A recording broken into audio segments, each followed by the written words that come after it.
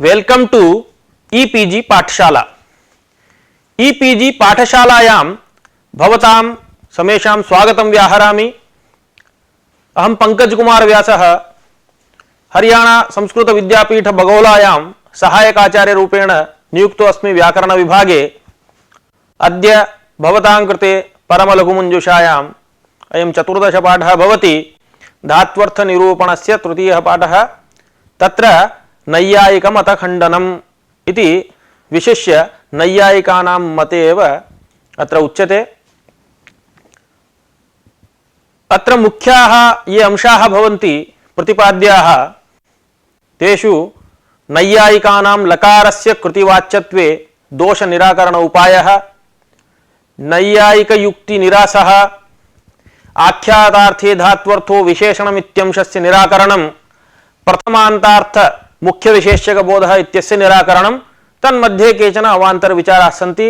ते सर्वेपि अत्र मुख्याः अंशाः भवन्ति, पाठ्यांशाः। एवञ्च पूर्वस्मिन् पाठे अस्त्यादीनां धातुत्वोपपत्तिः, सकर्मकत्व अकर्मकत्व लक्षणं, प्राचीनमते सकर्मकत्व अकर्मकत्व लक्षणं, नागेशमते सकर्मकत्व अकर्मकत्व लक्षणं, ज्ञाधात्वर्थ निरूपणं, तत्र भूषणकार मतं, भूषणकार मत खंडनम, ईश पत कृञ धात्वर्थ निरूपणं, धात्वर्थ विषये नैयायिक मतं, नैयायिक मत खंडनम इत्यादयः ये अंशाः आसन् ते भवद्भिः अधीताः। अस्मिन् पाठे च नैयायिकानां मतखण्डनम् अनुवर्तते। अतः पूर्वस्य प्रकृतस्य च सम्बन्धत्वात् पूर्वपाठे पठितस्य न्यायमतखण्डनस्य किञ्चित् स्मरणं भवतु इत्यतः पूर्वतनं किञ्चित् स्मार्यते। तदित्थं फलव्यापारौ धात्वर्थः इति नव्यनैयायिकाः शाब्दिकानामिव अङ्गीकुर्वन्ति, तथापि आख्यातार्थः कृतिरित्यादि वैपरीत्येन वदन्ति। ते हि लकाराणां कर्तावेव शक्तिः न तु कर्तरि, नानाकृतिषु अनुगतायाः कृतित्वजातेः किञ्चित् विशेषितायाः शक्यतावच्छेदकत्वे उपस्थितिकृतलाघवं वर्तते न तु कर्तरि। एवं आख्यातार्थे धात्वर्थो विशेषणं भवति, प्रथमान्तार्थे आख्यातार्थः विशेषणं भवति। तेन हि सर्वत्र शाब्दबोधे प्रथमान्तार्थस्य प्राधान्यं, तत्र अनुकूलत्वम् आश्रयत्वं च संसर्गः, तथा च चैत्रः पचति इत्यादौ विक्लित्यनुकूल व्यापारानुकूल कृतिमांश्चेत्रः इति बोधः इति वदन्ति नैयायिकाः। तन्मते लकारार्थः कृतिरिति स्वीकारे युष्मदस्मदोः लकारेण सामानाधिकरण्याभावात् पुरुष व्यवस्था अनापत्तिः। पचन्तं चैत्रं पश्य पचते देवदत्ताय देहि इत्यादौ शत्रुशानजादीनामपि तिबादि व लादेशा विशेषेण तेभ्यः कृतिमात्र बोधापत्तिः। तदुक्तरीत्या आश्रयाश्रयी भावेन कर्मणि संप्रदाने च कृतेः अन्वयेन इष्टमेव इदम् इति चेत् न तथा। तथा सति नामार्थयोः अभेदान्वयो व्युत्पन्नः इति व्युत्पत्ति विरोधश्च भवति। किंच फलमुख गौरवं न दोषाय इति न्यायेन शत्रादीनां कर्तरी शक्तिः तिबादीनां कृतावेव इत्यपि वक्तुं न शक्यते। आदेशानां बहुत्वात् लाघवाय स्थानिनः वाचकत्वस्य स्वीकर्तुः, तन्मते एकस्यैव स्थानिनः शत्रादिस्थले कर्तरी शक्तिः तिबादिस्थले च कृताविति कथं भवितुमर्हति। अन्यायश्च अनेकार्थत्वम् एकस्य पदस्य इति न्यायात्। एते दोषाः आख्यातार्थः कृतिरिति पक्षे पूर्वस्मिन् पाठे उद्भाविताः। अस्मिन् पाठे आख्यातस्य कृतिवाच्यत्वे इतोपि केचन दोषाः सन्ति। एवमेव आख्यातार्थे धात्वर्थः विशेषणं, शाब्दबोधे प्रथमान्तार्थस्य प्राधान्यम् इति स्वीकृतेपि बहवः दोषाः सन्ति इत्येते विषयाः विस्तरेण अधुना प्रतिपाद्यन्ते। तत्र लकारस्य कृतिवाच्यत्वे संभावी दोष निराकरण उपाय दूषणम्। नैयायिकैः किं कृतं, यदा तैः आख्यातस्य कृतिवाच्यत्वम् अस्ति इत्युक्तं तदानीं तेषां मते केचन दोषाः आयान्ति इति अस्माभिः तेषाम् उपरि दोषारोपणं कृतं। तदानीं नैयायिकैः पुनः कश्चन उपायः स्वमत समर्थनाय कृतः। तदित्थं वर्तते। आदौ ते वदन्ति लक्कर्मणि च भावे चाकर्मकेभ्य इति सूत्रे कर्तृकर्मपदे भावप्रधाने तथा च कर्तृत्वं कृतिः कर्मत्वं फलं तयोः शक्तौ सूत्रस्वरसः।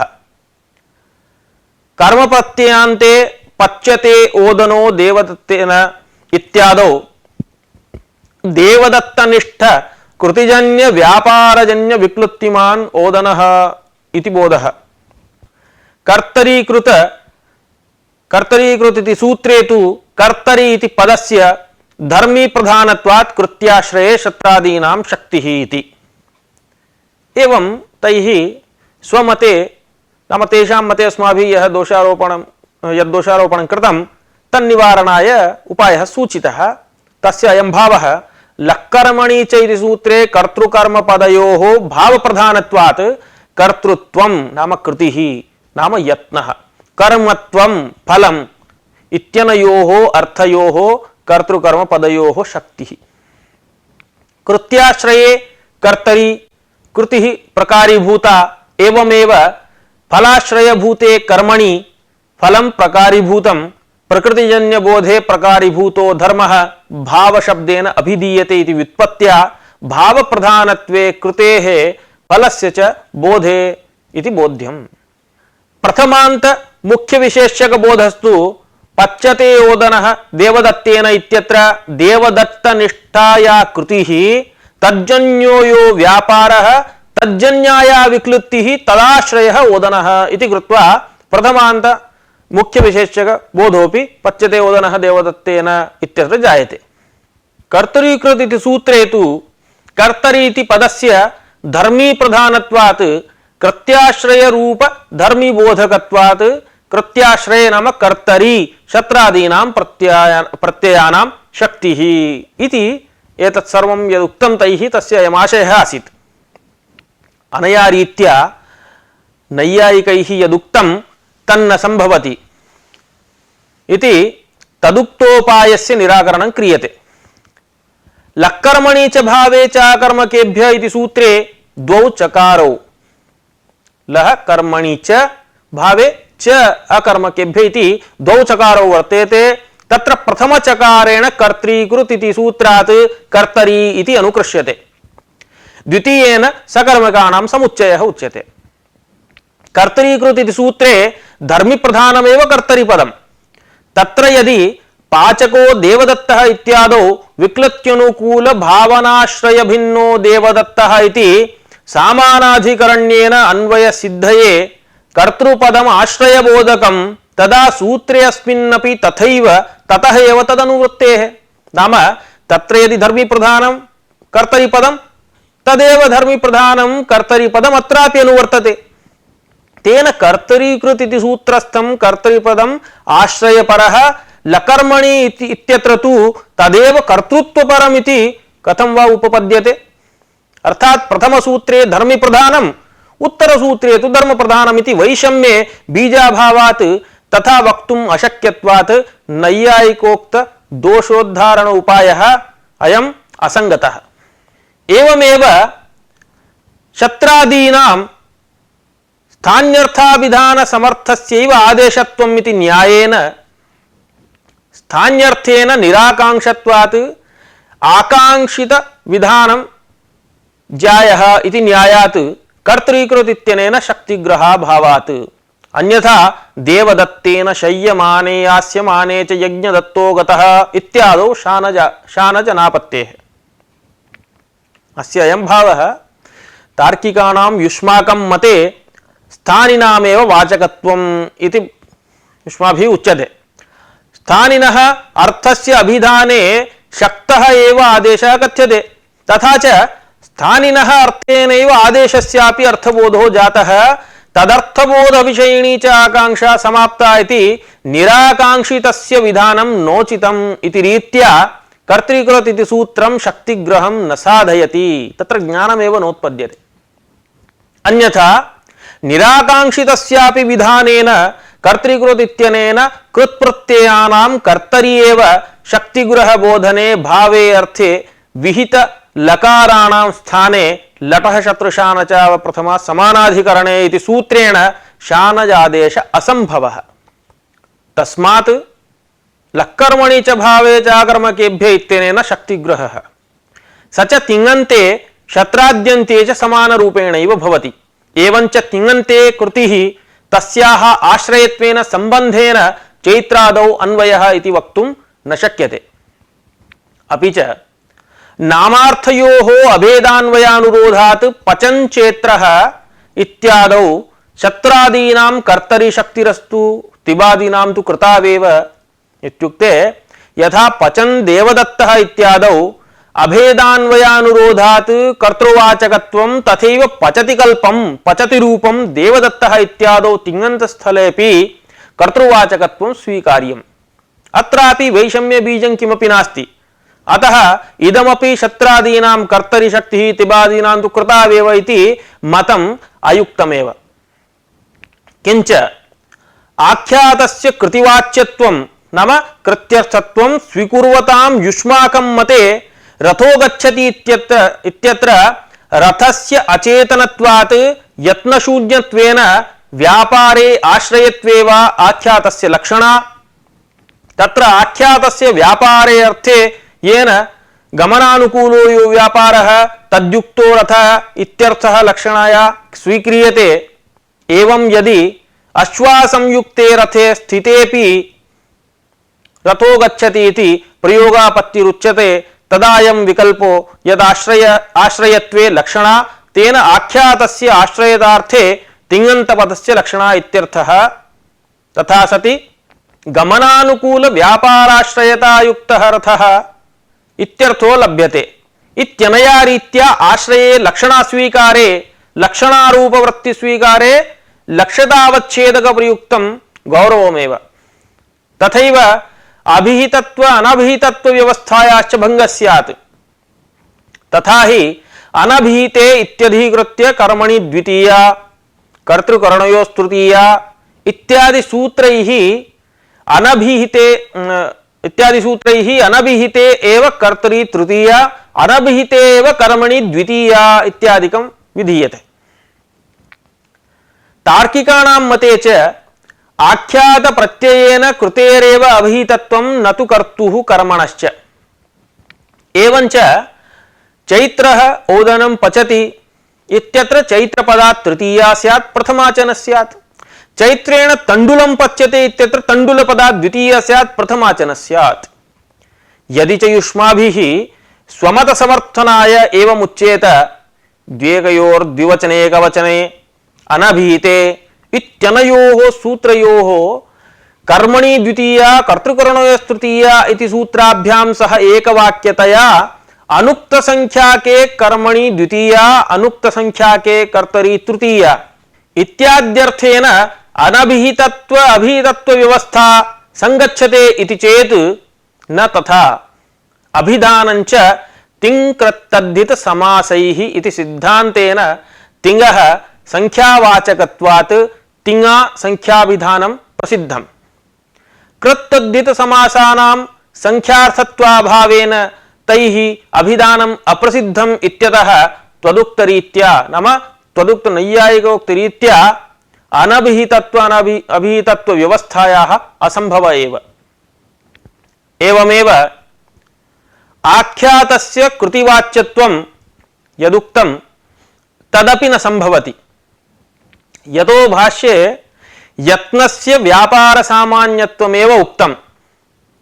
तद्धि कारके इति सूत्रे भाष्ये स्थालीस्थे यत्ने पचिना कथ्यमाने इत्यादिना यत्ने व्यापार सामान्यत्वमेव आपादितम्। यतः यत्नो हि चेतनवृत्ति धर्मः स च कथं वा अचेतनायां स्थाल्यां भवितुमर्हति। यदि अत्र यत्नः व्यापार सामान्यवाची इति न स्वीक्रियते तर्हि इदं भाष्यमेव असंगतं स्यात्। यत्नस्य व्यापार सामान्यवाचित्वं तावत् धातुत एव लभ्यते, न कथमपि तस्य आख्यातेन लाभः। एवञ्च धातुनैव व्यापार रूपार्थस्य लाभात् अनन्यलभ्यः शब्दार्थः इति न्यायेन आख्यातेन तस्य शक्तिग्रहः असंभवः इत्यर्थः। अनया रीत्या नैयायिकैः यः यः उपायः सूचितः दोषोद्धाराय सः सर्वोऽपि न संभवति इति प्रतिपादितम्। तेन कृतिः आख्यात प्रत्ययार्थः इति यः प्रथमांशः आसीत् नैयायिकानां सः निराकृतः। अधुना आख्यातार्थे धात्वर्थः विशेषणम् इति द्वितीयः अंशः भवति, तस्य निराकरणं क्रियते। कृतिः आख्यात प्रत्ययार्थः इति नैयायिकोक्तं प्रथमांशं निराकृत्य द्वितीयः यः अंशः भवति तस्य निराकरण प्रकारस्तु इत्थमस्ति। आख्यातार्थ कृतिं प्रति धात्वर्थः फलव्यापारौ विशेषणम् इति नैयायिकाः भवन्तः यत् कथयन्ति तदयुक्तं। कथं प्रकृति प्रत्ययौ सहार्थं ब्रूतः तयोः प्रत्ययार्थस्य प्राधान्यम् इति नियमः वर्तते। एवञ्च यत्र प्रकृत्यर्थ प्रत्ययार्थयोः सहैव प्रतीतिरिष्टा तत्र प्रकृत्यापेक्षया प्रत्ययार्थ एव प्राधान्यम् आवहति। यथा पच धातोः नुल् प्रत्यये पाचकः इति पाककर्ता इत्यर्थे रूपं नुलः कर्तरी विधानात् तस्यार्थस्य तद्धात्वर्थाश्रयस्य प्राधान्यम्। अत्र पाकः धात्वर्थः, आश्रयः प्रत्ययार्थः, अस्यैव प्राधान्यं पाकक्रियाश्रयः इति। एवमेव तद्धितादौ औपगव इत्यादिषु उपगोरपत्यम् औपगव इत्यत्रापि उपगोः इति षष्ठ्यन्तात् उपगुः सम्बन्ध्यभिन्न अपत्यमित्यर्थे प्रत्ययस्य विधानात् प्रत्ययेन तदर्थस्य उक्तत्वात् अपत्य प्रत्ययार्थस्य प्राधान्यम्। एवञ्च उभयत्रापि नाम पाचकः अनन्तरम् अत्र औपगवः इत्यत्र उभयत्रापि प्रत्ययवाच्यस्यैव अर्थस्यैव प्राधान्यं न तु प्रत्यय द्योत्यस्य अर्थस्य। तेन नाम प्रत्ययवाच्यस्य अर्थस्य प्राधान्यं न तु प्रत्यय द्योत्यस्य इति जागरूकतया ज्ञातव्यम्। ईषद्भेदः वर्तते। तेन अधुना अग्रे स्पष्टं भवति। तेन अजा इत्यत्र नटा प्रत्यय द्योत्यस्य स्त्रीत्वस्य प्राधान्येन पशुविशेषवृत्तिस्त्रीत्वम् इति स्त्रीत्वविशिष्ट पशुविशेषः इति वा बोधः। यतोहि अजा इत्यत्र यः टाप् प्रत्ययः वर्तते स स्त्रीत्वद्योतकः भवति।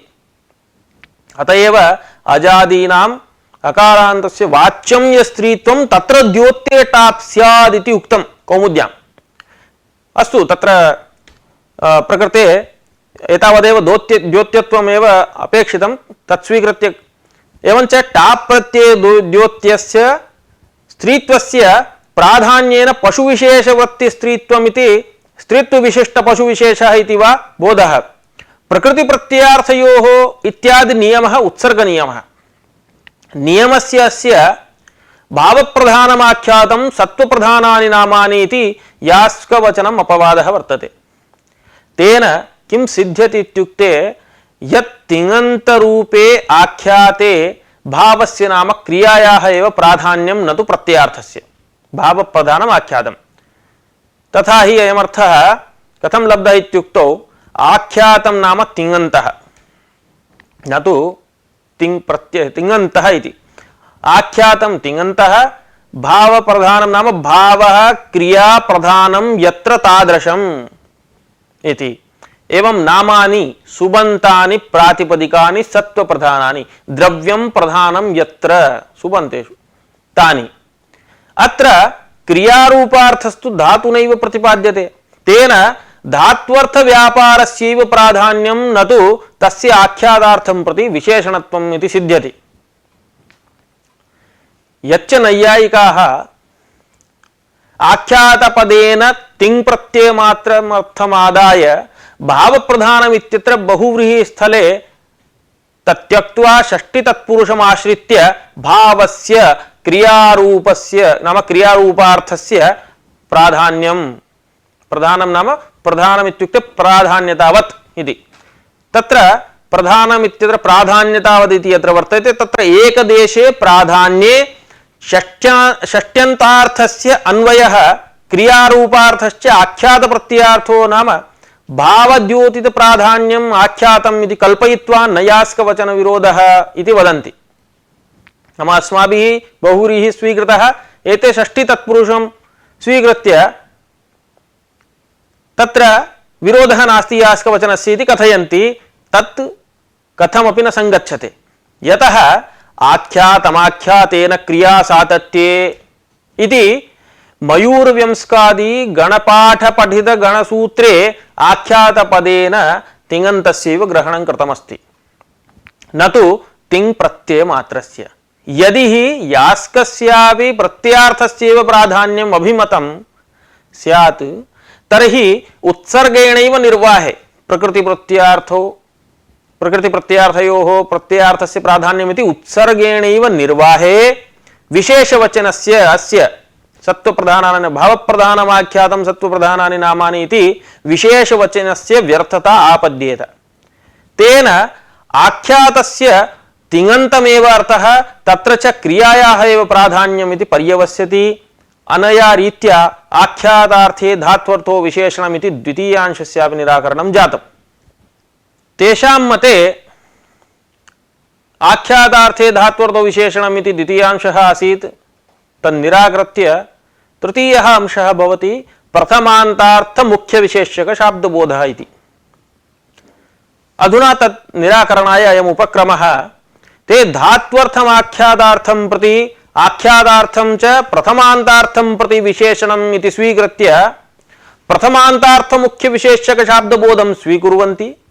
तथा हि लकाराणां कृतावेव शक्तिः न तु कर्तरी आख्यातार्थे नाम कृतिरूपे धात्वर्थो विशेषणं भवति यथा प्रत्ययार्थे प्रकृत्यर्थः प्रथमान्तार्थे कर्तरी आख्यातार्थः नाम कृतिः विशेषणं। तेन हि सर्वत्र शाब्दबोधे प्रथमान्तार्थस्य प्राधान्यं तत्र अनुकूलत्वम् आश्रयत्वं च संसर्गः। कथं तत्र इत्युक्ते फलं प्रति व्यापारस्य व्यापारं प्रति कृतेः आनुकूल्यं कृतिं प्रति प्रथमान्तार्थस्य आश्रयता इति संसर्गः। फलानुकूलो भवति व्यापारः व्यापारानुकूलैव कृतिः।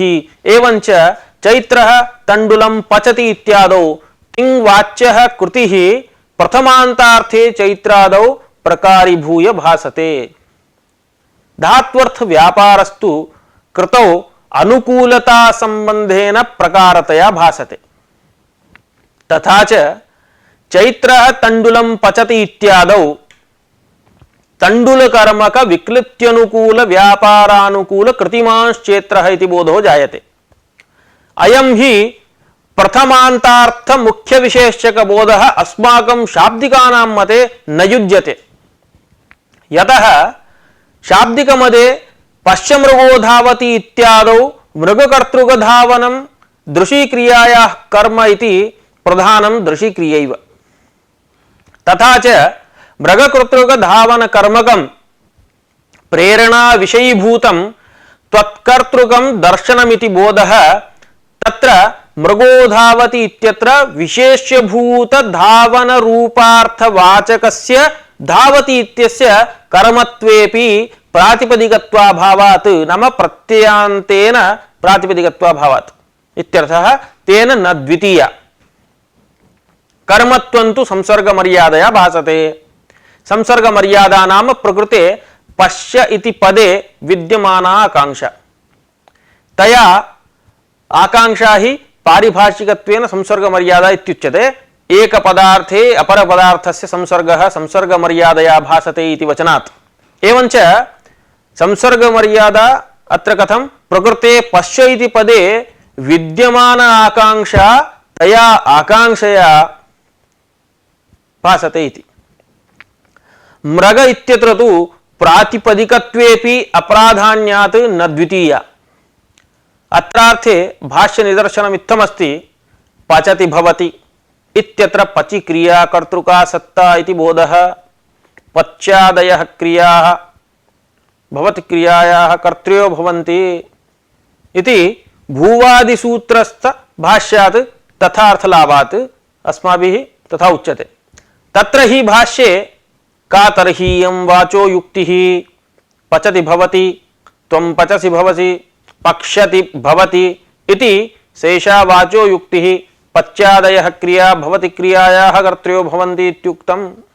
अत्र पचति भवति इत्यस्य पाककर्तृका भवन क्रिया, एवमेव त्वं पचसि भवति इत्यस्य त्वदभिन्नाश्रय निष्ठ पाकाभिन्नाश्रयिका भवन क्रिया।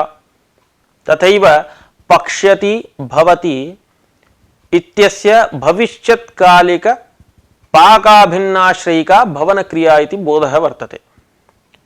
नैयायिकोक्तरीत्या प्रथमान्तार्थस्य मुख्यत्वे तु अयं शाब्दबोधः न संभवति।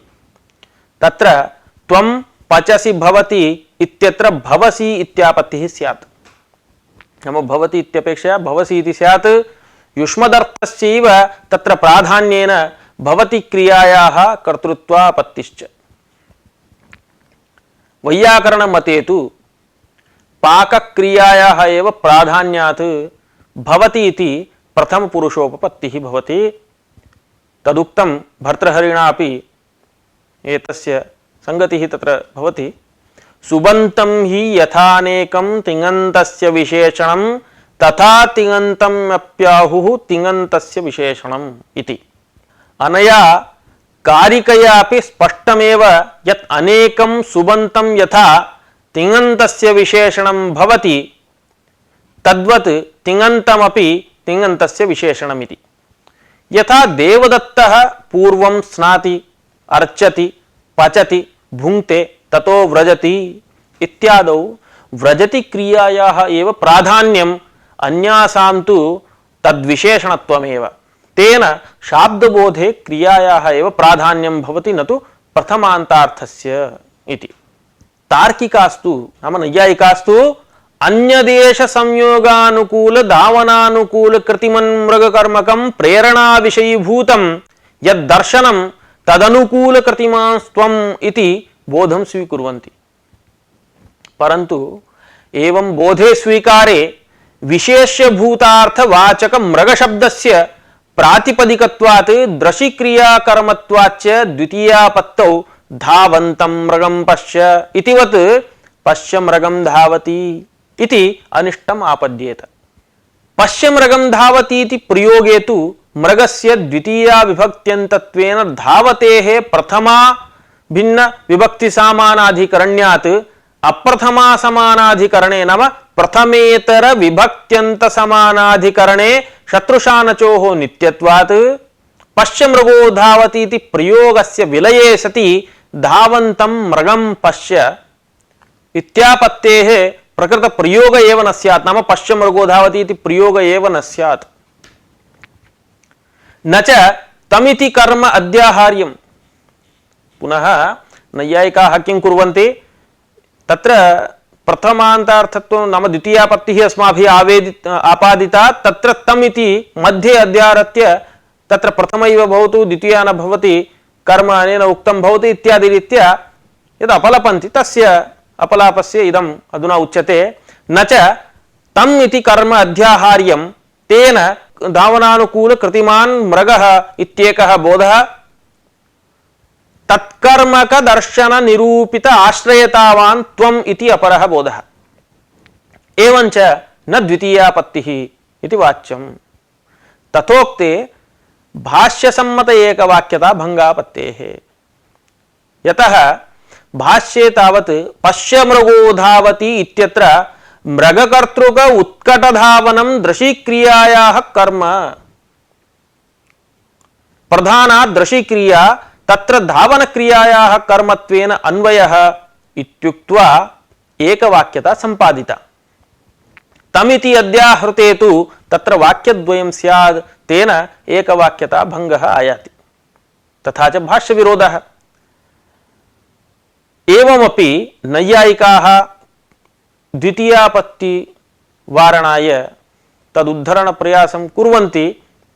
ते इत्थं कथयन्ति, विशिष्टार्थवाचकस्य धावति मृग इति वाक्यस्य कर्मत्वेपि पृथक् मृग इत्यस्य प्रातिपदिकत्वाभावात् द्वितीया इत्युक्त्वा द्वितीयापत्तिरूपदूषणं परिहर्तुं प्रायतन्त। ते हि इत्थं किं वदन्ति नाम उत्तरदेश संयोगानुकूल उत्कट धावनानुकूल कृत्याश्रयः मृगः इति विशिष्टार्थस्य वाचकं मृगो धावति इति वाक्यं। नाम पश्य मृगो धावति तं पश्य इति यथा तैः उक्तं खलु इतः प्राक्। तत्र उत्तरदेश संयोगानुकूलोत्कट धावनानुकूल कृत्याश्रयः मृगः इति विशिष्टार्थस्य वाचकं यद्वाक्यं मृगो धावति इति यद्यपि दृशि क्रियायाः कर्म, तथापि कृत्तद्धित समासाश्च इति सूत्रस्थ समास ग्रहणेन वाक्यस्य प्रातिपदिकत्वाभाव संपादक नियमात् केवल मृगस्य प्रातिपदिकत्व संभवेपि कर्मत्व पर्याप्तार्थवाचकत्वाभावात् कर्मणि द्वितीया इति द्वितीयायाः अप्राप्तिरेव अस्मन्मतेपि इति कथयन्ति। अधुना नैयायिकैः यः उपायः सूचितः विशिष्टार्थस्य वाचकं यत् मृगो धावति इति वाक्यं दृशिक्रियायाः कर्म भवति, तथापि वाक्यस्य न प्रातिपदिकत्वम् इति तत्र द्वितीया वार्यते इत्यादिकं।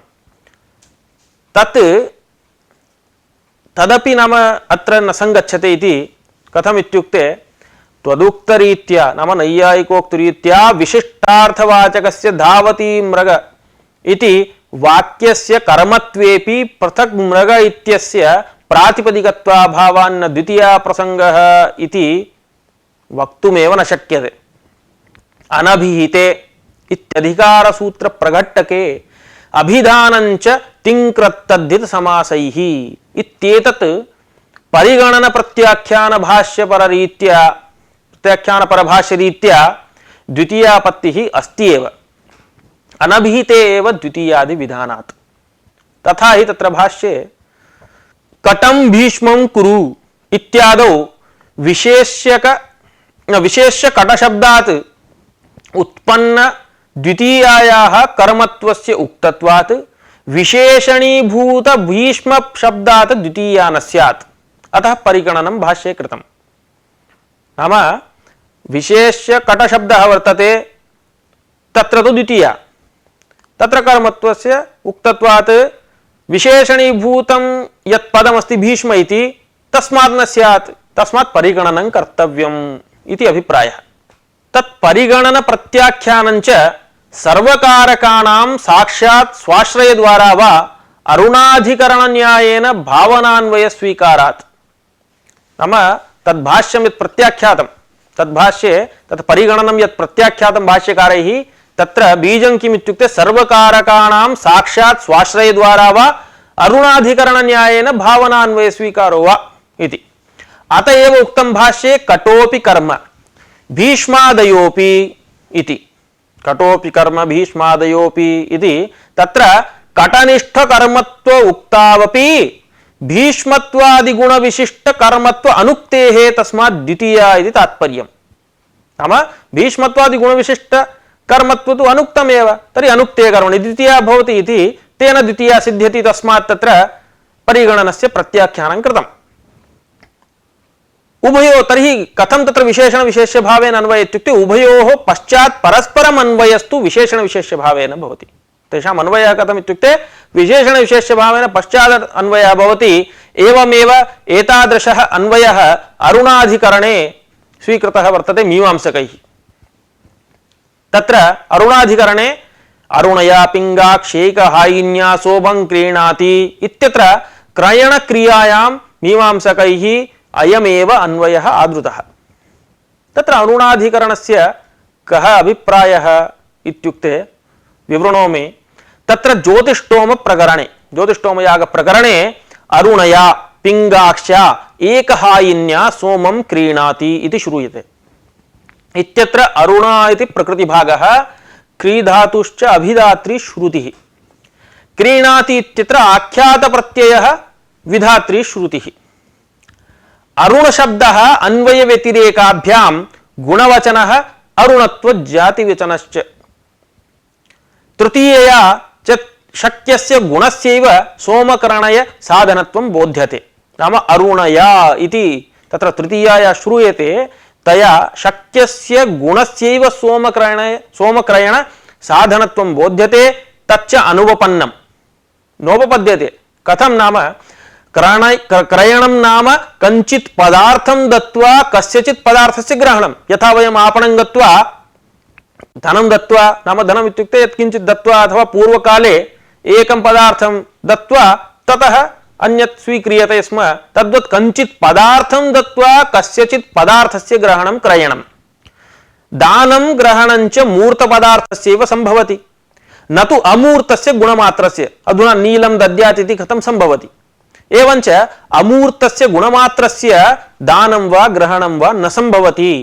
तस्मात् आरुण्यमपि स्वाश्रय द्रव्यमाध्यमेन क्रयणक्रियायाम् अन्वेति। एवञ्च अत्र स्पष्टमेव उक्तं यत् आरुण्यस्य प्रथमं क्रयणक्रियायाम् अन्वयः, किन्तु तस्य साक्षात् क्रयण करणत्वासंभवेन आश्रयभूत द्रव्यापेक्षायां प्राकरणिकेषु सर्वेषु द्रव्येषु आरुण्यस्य सन्निवेशः प्राप्तः। तत्र च प्रकरणापेक्षया वाक्यस्य बलवत्तरत्वात् आरुण्यवाचक पदघटित वाक्य घटक एकहायन्यादि पदशक्ये गोरूप द्रव्ये सामानाधिकरण्येन अन्वयः भवति। एवञ्च अत्र प्रथमं क्रियायां सर्वेषाम् अन्वयः इति स्पष्टमुक्तम्। पश्चात् विशेषण विशेष्य भावेन अन्वयः। तस्मात् महाभाष्योक्तरीत्या मीमांसक अरुणाधिकरण न्याय रीत्या च प्रतिपादितत्वात् धावती मृग इत्यत्र अनयोः उभयोरपि दृशिक्रियायाः कर्मत्वे धावती इत्यस्य प्रातिपदिकत्वाभावात् विशेषणत्वेन अन्यत्र निराकांक्षत्वाच्च द्वितीयोत्पत्तेः अभावेपि मृगशब्दात् तु द्वितीया दुर्वारैव। शाब्दिकमते तु नाम धावति इत्यत्र प्रातिपदिकत्वं नास्ति, तत्र द्वितीया नास्ति इति अंगीकुर्मः। परन्तु मृगशब्दात् कथं भो वार्यते नैयायिकैः भवद्भिः? अतः शाब्दिकमते तु किं भवति? क्रियाविशेषणत्वेन नाम मृगकर्तृक धावनकर्मकम् इत्यत्र इतरार्थे नाम दर्शनाद्यर्थे निराकांक्षत्वात् मृगशब्दात् न द्वितीया। यथा राज्ञः पुरुषमानय इत्यत्र पुरुषस्य साक्षात् आनयन क्रियायाम् अन्वयः, तथा च पुरुषस्य साक्षात् आनयन क्रियायाम् अन्वयात् कर्मत्वं तेन द्वितीयापि सिद्ध्यति। तथैव अत्रापि नैयायिकमतानुसारं विशेष्य मृगस्य साक्षात् दर्शन क्रियान्वयित्वेन कर्मत्वात् द्वितीया वारणम् अतीव कठिनम् इति विरमामः। अत्र इतोपि अधिकः विचारस्तु लघुमञ्जुषादि ग्रन्थेषु कृतः वर्तते, परन्तु नैयायिकैः यद्यदुक्तं तत्सर्वं ते यथा कथञ्चित् वा उपायं कुर्वन्तु, तत्र द्वितीयायाः आपत्तिस्तु नैव वार्यते। तस्मात् प्रथमान्तार्थ मुख्य विशेषक शाब्दबोधः नैव स्वीक्रियते अस्माभिः इति अत्र विषयः समाप्तः। अधुना सम्पूर्णस्य अस्मिन् पाठे यद्यदुक्तम् अस्ति तस्य सर्वस्यापि किञ्चित् संक्षेपेण भवतां पुरतः सारः प्रस्तूयते। धात्वर्थ प्रकरण संबंधी अयम् अन्तिमः पाठः भवति।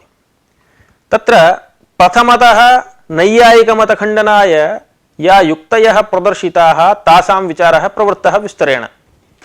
तत्सर्वमपि अधुना प्रकट्य अस्मिन् संक्षेपेण पुनः उच्यते। तत्र आदौ नैयायिकैः आख्यातार्थस्य कृतिवाच्यत्वे आपतितदोषान् उद्धर्तुं कश्चन प्रयासः कृतः, सः अंशः प्रस्तुतः।